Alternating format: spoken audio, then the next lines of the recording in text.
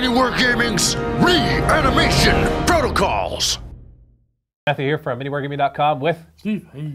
And welcome to the last couple of videos, at least of this initial series of talking about the Necrons, the new Necrons, our first impressions before we've played any games with them.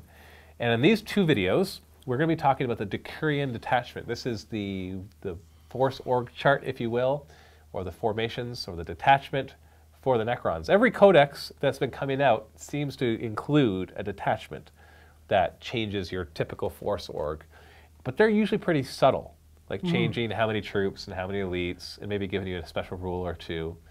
This one is huge. It's so different. Yeah. Well, it's the same but different. It's a detachment of formations. So it's no longer about HQ choices, troop choices, elites. In fact, they don't even talk about those things.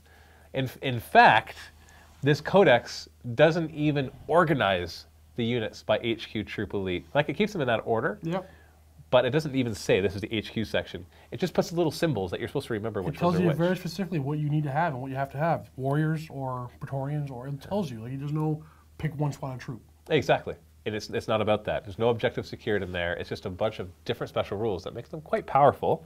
But still, it's the most unique detachment I've seen in all of the 40K books.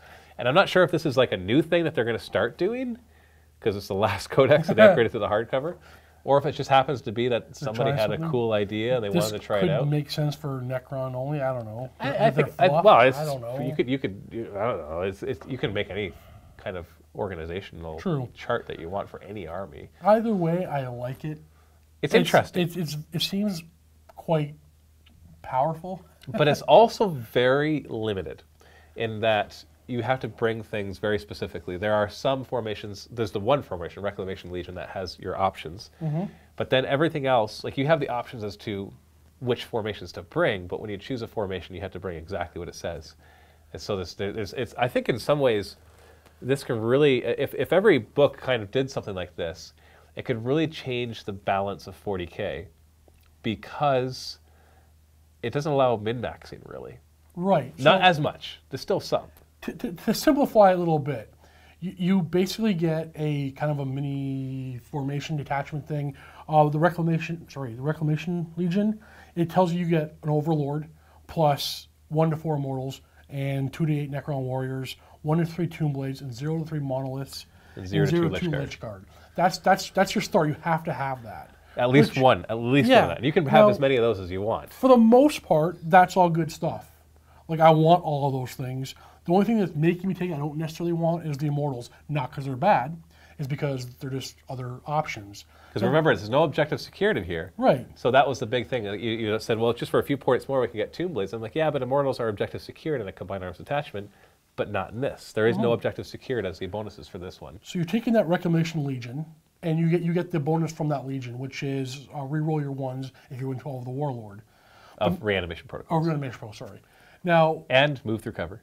And Relentless. You get Relentless from that one? Yeah. Oh, okay. That's all great stuff. I would use that just alone. And then there's a whole bunch of little mini formations. I think there's 9 or 8 of them, plus a couple of a couple of unit choices. I think there's about 12 things in here. It's 11 different choices things that add to it. And in all of them, they're all viable. They're all good. So if you stick with adding these, like the first one is the Judicator battalion. It takes 1 Triarch Starker and 2 units of Praetorians. That's one of the add-ons. And if you follow this chart all the way through, which we're going to do. You're going to do. 1,500 points, 1,000 points, it's all doable. You gain Ever Living, which is what we've been talking about in every video, plus 1 to your reanimation protocols. It's so good that I'm always going to stick to this chart. Yeah, basically everything in the Decurion detachment is going to have Ever Living, so 4 plus reanimation. And Living Metal ignores crew stunned as well as crew shaken. So that's pretty awesome. Now, anything outside of this detachment, like other formations you bring in from Shield of Baal or any other data slates that come out in the meantime, won't benefit from these rules. But you could build an entire army quite easily. What I really love about it, I think you already touched upon this, is if you stick to this Decurion formation, you're going to gain a really big bonus, Ever Living, plus 1 to your reanimation protocols. But what it does to you, it doesn't make your list weaker. It doesn't really restrict you, but takes you away from the min-maxing thing. You can't bring 3 units of wraiths with whip coils, and you can't just bring what you would naturally see in a tournament list, but yet you still feel that you're still pretty powerful. So that's going to be the biggest disadvantage, though, of this detachment is the limitations, because I think after you played a few times, you're going to find that your army is going to feel very similar, and you're going to have a desire to go outside of that, and that might be where you kind of pull in the Combined Arms Detachment or some other formations. So let's go through each of these. We're going to be covering half of them in this video, and then in the next video, which is the link in the video description below, we're going to cover the other half, and that's for Vault members, of course, and we've talked about that already. If you're not a Vault member, you can still click it, get your free 7-day trial, so that you can get access to all of the videos we've been doing, all of the past videos we've done for this this series as well. So the Reclamation Legion, yeah, they have their enhanced reanimation protocols, which if they're within 12 inches of the Overlord, they get to reroll 1s. So they get their 4 up from ever living, from the whole thing. I love, by the way, that they took words from the old Codex and completely changed them. Like, for example, ever living. Oh, right, yeah. It's not. They use the same word, but it's nothing to do with the old one. Or Transcendent Catan. They use the same word with the same model, but it's totally different. It had actually now a coalescent. No, that one's the coalescent Catan, right? Oh no, it's Transcendent Catan. Both Transcendent. Okay. Yeah, it's just that they have the special rules inside, or a lot of the War Gear, Veil of Darkness, all that kind of stuff. They use the words and then they came in. But anyway, so I thought that was interesting. Now, an interesting thing with the Reclamation Legion, you are able to get your special characters in there, like the Nemesaur, Zandrek, or Trazine, or the Traveler, or Catacomb Command Barge. You can swap out the Overlord for that. And so you have this. So Relentless is really big for that, as we already talked about, because all of a sudden you Options, have you have options. You have all these rapid-firing Gauss weapons who can still charge. I think that's awesome. And you can bring, if you really wanted to, you could bring 2 Reclamation Legions. Although that does restrict you, because for each Reclamation Legion, there's so basically the way it works, you have your Reclamation Legion, which is 1+, so you have to bring at least 1.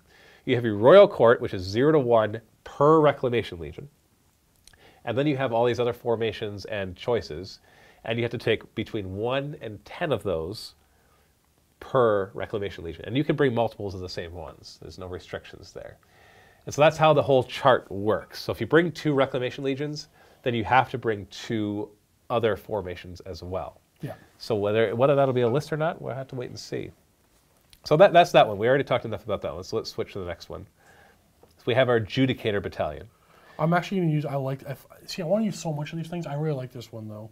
So this is the one where it's 1 unit of Triarch Stalkers and 2 units of Triarch Praetorians. So there's no way within this Decurion detachment to bring just 1 unit of Triarch Praetorians. You have to bring 2. With a Stalker. So what does it give them? So we'll move through cover, because I think they all give them that. Yes, and Tarzik designated. At the start of each controlling player's shooting phase, nominate 1 enemy unit within line of sight of a Triarch Stalker in this formation. All units from this formation can reroll fail to hit and to wound in armor penetration rolls. The range doubled on the range of the Rod of the Covenant. They're now actual viable shooters. And does it work for the Stalker as well? It works for the Stalker as well. He's going to reroll the hit. On top of that, the Stalker already gives plus one ballistic skill to everybody nearby. They're all going to hit. So if you allow the Triarch Praetorians are within 6 inches of the Stalker, they are hitting on 2s, re-rolling. Now this is an expensive formation if you don't go minimum squads. If you go five guys, which you can do now because of the new reanimation protocols, but what you really want is you want 10 and 10 on each side of them. It can do a lot of serious damage. Yeah, but even if you do 5 and 5 in the Stalker, because the Stalker gives other units the +1 ballistic skill, and then this additional thing that says that guy is dead, and then all of a sudden everybody from that formation fires their AP2 or AP1 melt and stuff, and they can reroll to hits and to wounds. Like that's just what will survive that.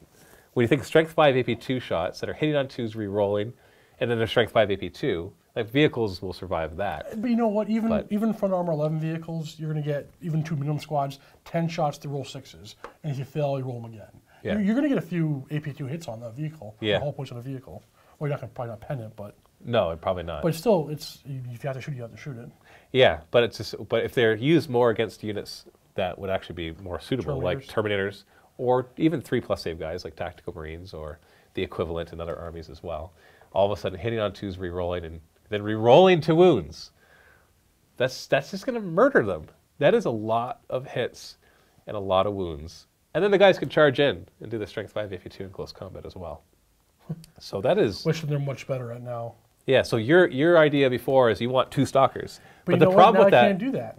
you have to bring 4 squads of Yeah. Praetorians. See, and some part of me likes that because Same here. all of a sudden, because your immediate thought, which everybody does, Right. is, ooh, how can I maximize the effect of this rule? And that's where we get what we call min-maxing. Right. Where you're like, well, I'll take it's like taking the old Necron flyer list was minimum squads of warriors, so you can get a maximum number of knight size. That's min-maxing. It's, I have to pay this tax, so I'll pay the smallest amount. I need an allied detachment, but really all I'm looking for is that 1 fast attack slot. So I'll bring this cheap HQ, this super cheap troop choice, so I can bring this fast attack. That's called min-maxing. It's not always a bad thing. I'm not saying it is a power gaming attitude, but sometimes it's okay. And so that immediate thought of, I'll bring 2 stalkers is that kind of min-maxing thought. And so this detachment all of a sudden forces you, sorry, if you want to bring 2, you got to bring 4 units of Praetorians. And the thing is, though, we're on the very first one. I think I can go Battle Forge with the combined arms detachment and go get the 2 stalkers and get the whole +1 militia skill thing, or I can stick to the Decurion formation, not be able to do that comfortably with points, and get the +1 reanimation protocol. I want to stick with the Decurion. Well, and you know what the funny thing is? You could do combined arms detachment and still bring the Judicator battalion. Because everything within this Decurion detachment are just formations. True. Very true. Yep. And so you can actually pick and choose which formations you want based on that. But I love the Decurions plus Reanimation. Like, that is going to be... Ever Living is pretty big. People are going to cry on that. I feel bad about that's going to be... That's going to be bad. 4+ rerolling 1s. Well, the rerolling 1s is only near the Overlord, but still. 4+, it's an extra save. Yeah, so you have, so that's on top of that. These Praetorians in there, again, they're 4+, their reanimation protocols. Still 5+. So Judicator battalion, basically they see a squad of Terminators, a squad of Space Marines, squad of Lich Guard even. They're dead. And they're in trouble because, hey, you, rerolling to hits, we're hitting you on 2s, rerolling to wounds, and it's AP2. That's a lot of damage, plus the shots. And the stalker itself can take out the vehicle. Yeah, and because they don't have to fire at that. It's just he nominates it. So if the 2 Praetorians take it out, then the stalker could fire at something else with its heat rays. So really, really cool. Next one is the Destroyer Cult. Remember how we were talking about Destroyers being useless? I don't know how to use these, though. Well, let's see what it does. I actually haven't read this one yet, so let's actually see what it does. So what is required? 1 Destroyer Lord. Okay. Right there. But you already have an Overlord, remember? Yeah. For the way Destroyers now play, Destroyer Lord, I don't want him near the, He doesn't have to go with these guys. Just because he's in a formation together doesn't mean he has to stay with them. Yeah, that's okay. That's a fair point. But Yeah, I mean, you might think of these as like groups in your army, and that's probably not a bad way to think about it. But really, they can do whatever they want once they're on the table. Destroyer Lord, I don't really like him anymore. Yeah, and then there's three units of destroyers. But hold on. They're minimum squad 1. That's true. That's minimum squad 1. So this thing's in 0 to 1 heavy destroyer. This thing's requiring you only to bring 4 models. That's true. Destroyer Lord and 3 destroyers, but so they can't that be. Destroyer Lord's pretty. Oh no! Restrictions. Each unit of destroyers must consist of at least 3 models. Don't even bother. You don't even know what it does Don't yet. even bother reading it. You don't even know. Maybe it's awesome. Well, let's look at what it does. It gives you move through cover. That seems to be like a theme. Why doesn't the whole army have move through cover? Why do Necrons have move through cover? It's great. It's great, but I don't understand it. Extermination protocols. Here it is. All units in this formation reroll failed to wound rolls and armor penetration rolls in the shooting phase. That's not bad. They already have preferred enemy. It's not that great either. Yeah, and they're already strength 5 or strength 9, and it's only in the shooting phase. So strength 5 is most likely hitting on 3s against a lot of targets. Now, I'm not saying it's not useful. It's just it's an upgrade. It is a bit of a buff. It is a bit of an upgrade, but is it really worth bringing 9 destroyers plus a Lord? Well, as Fearsome Ruler, if this formation is chosen as your primary detachment, it never will be. You can re-roll the result when rolling on the Warlord traits. Well, that might make me do it. Nah. No, I don't see this one being that good. I can find uses for. Again, this is all theory. We haven't played this yet. We're gonna try it. Don't worry, we're gonna try it. I'm gonna. We have to. 3 units of destroyers? I don't know. If you're I know, I was going to be like, let's try a unit of destroyers and see how it does. Yeah. It's like, oh, wait, I got to bring 3. Maybe not. The problem, the thing is we don't, neither one of us have a lot of experience with jetpack. Maybe with a lot of terrain, like a lot of buildings, they can be like just popping around They maybe, but I mean, you're looking Yeah, at... I guess if you treat them as elves, Yeah. make them skirmish units where they jump forward, take their shots, and then get hide. Maybe there is something there. Especially with the heavy this thing destroyers. is minimum just under 600 points, though. Just under 600. Well, 3 squads of 3, that's 360 points right there. Plus a destroyer lord, so it's 470. So it's minimum 470. Points a base? Okay. Yeah. Okay. Either way, 470 minimum. Yeah, that's a good chunk of your army. Anything for the destroyer lord, because you got to give him something to make him somewhat useful. Yeah. And his preferred enemy is wasted if he stays with them. He's going to go win the Lich Guard. He has to win the Lich Guard. Well, you know what? He has extermination protocols. So he doesn't have to... It doesn't say anything about him being with the destroyers for them to get this.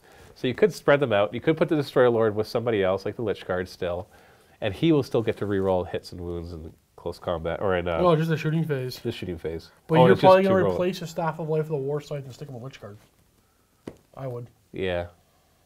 He's a tax. He's the tax. Yeah. To a squad that I already don't want 3 of. I'm not going to use it. I'm just not going to use it. Well, we'll see. We'll have to wait and see. Jury's still out on that one, but we're not convinced. So let's look at one more before we go to the next video. I like this one. Deathbringer Flight. 2 to 4 doom size. 2 to 4. You have to bring at least 2 doom size. Here's the question to you. When they're in a formation, are they all still separate? Yeah. So they have to roll separately to come on? If they could all come on together, awesome. If they come on separately, less okay, than well, awesome. I'm going to look that up really quickly. You read what they read the restrictions and their special rules. So the formation is 2 to 4 doom size. Restrictions are none. Special rules, and this is why I think it'd be awesome if they all come on together. You have amalgamated targeting data. So I'm going to click on this so I get this correctly.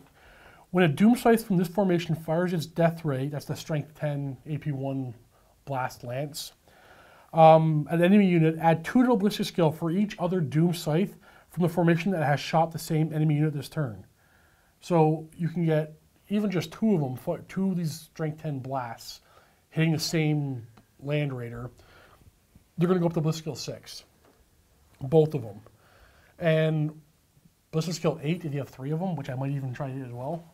Because there was the old formation in Apocalypse where they all would cross their beams together in the Apocalypse formation and gain additional hits for all 3 targeting the same unit.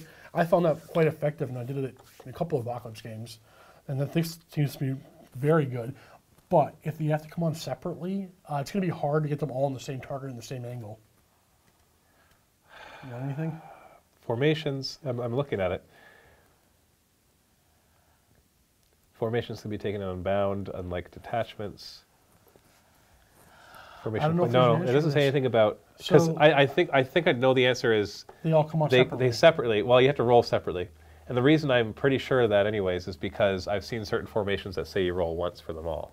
Yeah, exactly. That's a fair point. And so that's probably our answer right there. So you can't be sure. So now there are ways to, like, certain warlord traits or certain things that allow you to re-roll your reserves, or if you want them to come on the same turn. I mean, there's no downside to these things if you're going to get more than one of them. Just get bonus for attacking the same thing. Or their twin-linked Tesla guns are going to all hit on 2s. And you can also look for some other combos, though. Like, for example, with this, any unit within range 12 inches of 2 of the doom size is -1 leadership. All of a sudden, you bring that Katanan, who has his Gaze of Death, the 3d6 minus the leadership. That's how many wounds he does. That's 1 extra wound that he's going to do. Yeah, that's another rule you have, the willing. I can't pronounce this word. Cacophony? Cacophony. I don't willing cacophony. That's how you pronounce it. Yeah, as Matt says, -1 leadership to anybody within 12 of one of these fly thingies. Doom size. Doom size. I like them. I'm probably gonna want 2 in my army list anyway. Well, that's the only way that you can bring them in a Decurion detachment is to bring 2 to 4. So now I get to bring 2 without being, I have to. I'm sorry. I can't just bring 1. It's the restriction. I have to bring 2 to 4. So, I like it. So the extra 2 ballistic skill, I don't think is that big a deal, though. But it's a free bonus. It's a free bonus. I want 2 anyway. It's a free bonus. Yeah, it's more just that, right? It's like they're controlling how much you have to bring in each of them, and then you just get these extra things by doing it. So it's like, yes, I'll listen to you. If you had 3, okay, if you had 4, if you had 3, they all 3 come on together. They all 3 target the same land raider. They're not going to scatter far enough to miss. Well, remember this as well.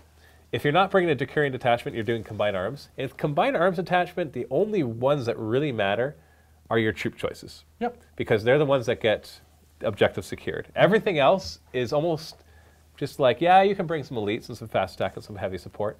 But then, so you bring your combined arms detachment, let's say you do that. So you bring your HQ, and then you bring a bunch of troop choices, like you fill it up. So you put all your troop choices. And then you say, well, I want to bring some Doom's Eyes. Well, you don't have to bring them as heavy support. You can just bring this Deathbringer flight, if you want to bring at least 2 anyways. So I think that's where a lot of these formations are going to be very useful. I think that with this thing here, you can probably do a 4,000-point game, Battle Forge with nothing but flyers and 2 units of warriors. Yeah. Fast attacks, heavy Well, support, no, and if Battle Forge, remember, you don't have to bring a combined arms attachment. You could just bring formations. So you could do a Battle Forge list with nothing but you can, Doom Size. in combined arms, you can get a lot of flyers in there just with that. Yeah, but Battle Forge is not combined arms. Battle Forge is just everything is in a detachment or a formation. Yeah. So you could do an entire Battle Forged army with just Doom Size. Just by bringing this formation over and over again. Yeah, you're just not going to be able to grab any objectives because you don't have hover mode. And nobody's want to play you. And nobody's going to play you.